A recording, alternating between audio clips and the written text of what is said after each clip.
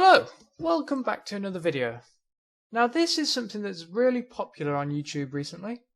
It's problems involving square roots where the argument inside also contains a term with a square root. Now let me just say that I'm not the first person to do a video on this. So Black Pen, Red Pen and Flammable Maths have also done one. So in no way am I trying to claim that this is original. Now, our task is to simplify this surd, and the main thing we're going to use to do this is, so if we have the square root of a square number, then this is nothing more than a squared to the a half, and we know from our rules of indices that you multiply these two together, so we get a to the 2 times a half, which just equals a. In other words, the square root of a square number is just that number. So what we're going to try and do is express 3 take away 2 root 2 as something squared. And that's really going to help us out. Okay, now there's no sort of real easy way to do this. You just need to play around with it and try and find something that works.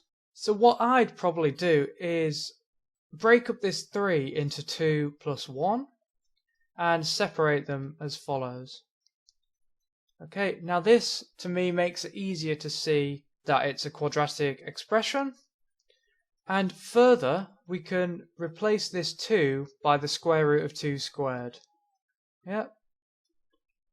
So take away root 2 plus 1. Now we have a quadratic expression in terms of root 2.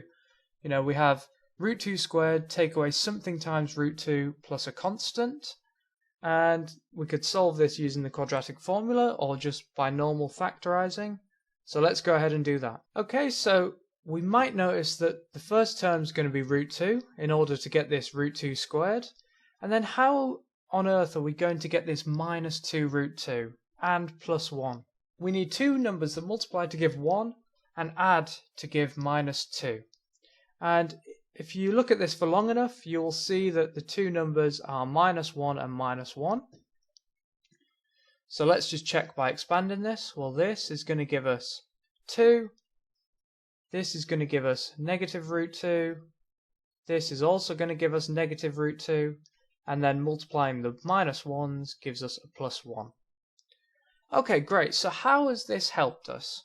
Well, we've now expressed our original thing, 3 minus 2 root 2, as root 2 minus 1, root 2 minus 1.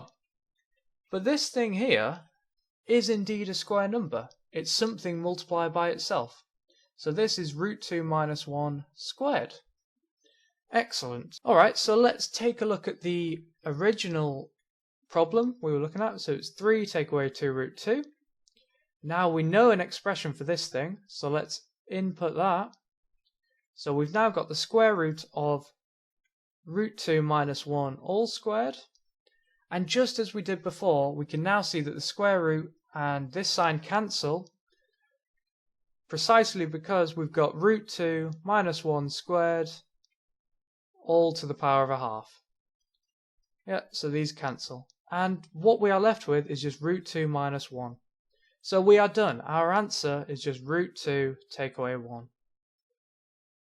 Really hope you've enjoyed this video. The main idea to get rid of the square roots inside is to try and express the whole thing as a square number, and then the outside square root and the square will cancel out nicely. Leave a like if you enjoyed. See you next time.